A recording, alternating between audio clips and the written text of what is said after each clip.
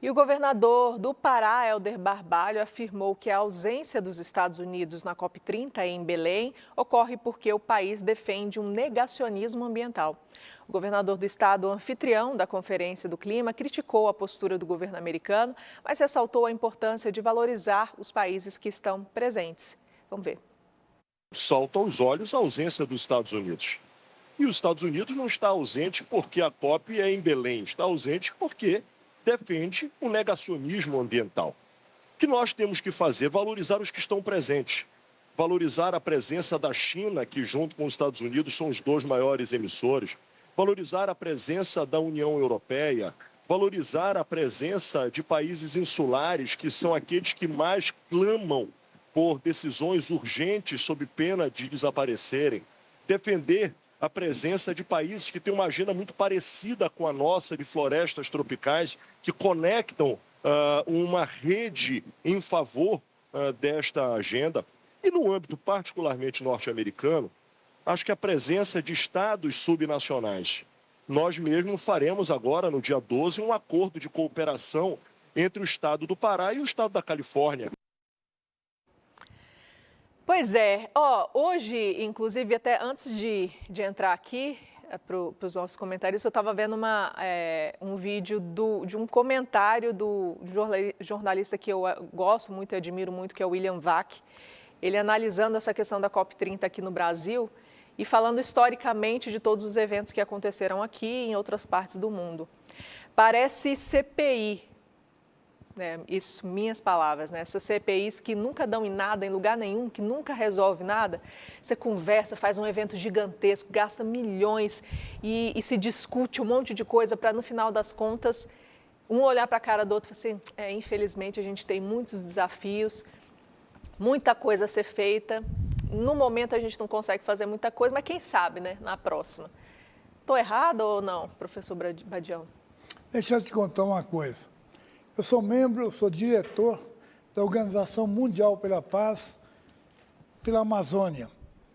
Nós estamos vivendo um momento que a COP30 não abordou a extração de petróleo. A extração de petróleo é tirar a camada térmica que protege a crosta terrestre do magma. O Rio Negro está secando. Hoje é um córregozinho. Tinha 2 quilômetros de largura e hoje é um riozinho. Você percebe que Lençóis Maranhenses está desertificando, Mariana. Sabe por quê? Porque estão tirando petróleo lá na Venezuela. São motores altíssimos, grandes, que puxam, sugam o petróleo debaixo da crosta terrestre. Está secando. O Rio Negro está secando. Lençóis Maranhenses está desertificando. Cada vez que nós tiramos petróleo, nós desertificamos a superfície. O Saara tinha 2.500, o Saara tinha 2.500 oásis. Não tem 50 hoje.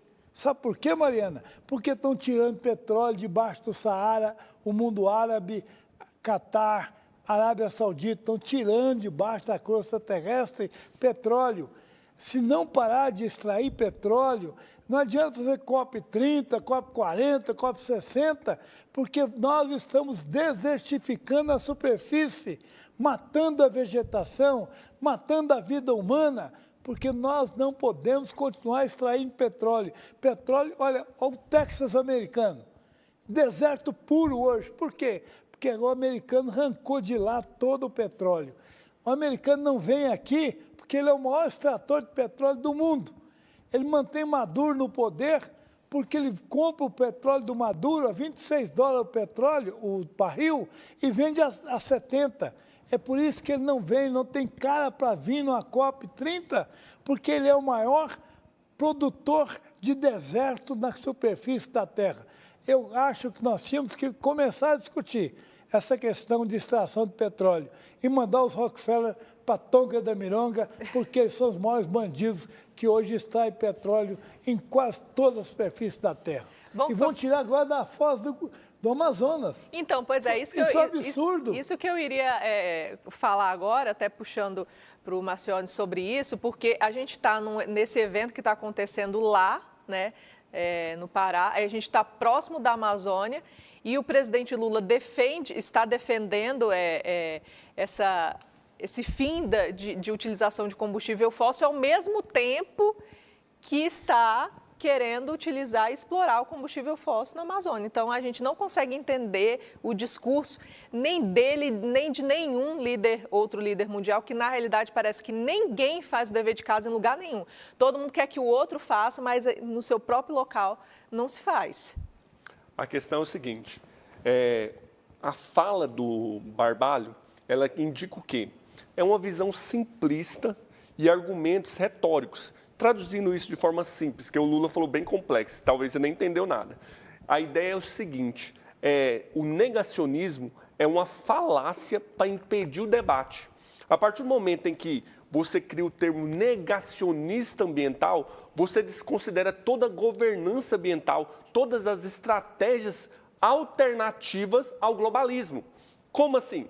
Enquanto os Estados Unidos está buscando mecanismos com mecanismos domésticos para equilibrar sua economia com a questão do meio ambiente, para conseguir investir na melhoria do seu país, o Lula, por meio desse discurso, assim como o Éder Barbalho, está com a proposta do quê? De facilitar ainda mais o acesso dos países internacionais ao nosso bioma, às nossas florestas, ao nosso meio ambiente e às nossas riquezas. Estão desconsiderando esse aspecto. A partir do momento em que um país financia o outro, você acha que alguém investe sem buscar retorno indiretamente? Você acha que não tem propostas internas que eles querem interferir a partir do momento que eles estão investindo? Então, até nós podemos ver na CPI das ONGs, que hoje um dos países da região que mais tem ONG do Brasil é a Amazônia. Por quê? Porque é um lugar de muitas riquezas e muitas vezes essas riquezas são tiradas de formas indiretas, de forma oculta, sem o controle do Estado, e isso vai impedir o progresso do país, o avanço da nossa economia, o crescimento da nossa economia. E com essa falácia ambiental, muitas vezes, carregada de um discurso globalista, acabamos por impedir o crescimento do nosso agro. Olha o que o Macron falou há pouco tempo atrás. É só você ver as falas, que nós não podemos fazer parceria com a União Europeia e o Mercosul, por quê? Porque eles degradam o meio ambiente, eles prejudicam as florestas. Não é nada disso, é porque a nossa agricultura, o nosso agro é forte, é poderoso. E se não tiver uma contenção internacional por meio de mecanismos como esses argumentos retóricos ambientais, nós podemos crescer e desenvolver ainda mais. Mas a visão, infelizmente, de alguns grupos políticos é de facilitar o acesso dos outros países por meio de dinheiro externo. Nada a ver. É um argumento totalmente retórico que desconsidera todo o prejuízo econômico e para a nossa sociedade. Vamos até continuar nesse assunto, porque o presidente Lula ele defendeu nessa quinta-feira que o Brasil precisa de planejamento para superar a dependência dos combustíveis fósseis de maneira justa. A declaração foi dada durante a abertura, então, da cúpula de líderes, da 30ª Conferência das Nações Unidas sobre Mudanças Climáticas, como a gente disse, a COP30. O presidente reconheceu mais uma vez a contradição da dependência de combustíveis fósseis, embora defenda a produção de energia limpa. Vamos ver essa fala dele? Acelerar a transição energética e proteger a natureza são duas maneiras mais efetivas de conter o aquecimento global. Estou convencido de que, apesar das nossas dificuldades e contradições, precisamos de mapa do caminho para planejar, de forma planejada e justa, reverter o desmatamento, superar a dependência dos combustíveis fósseis e mobilizar os recursos necessários para esses objetivos.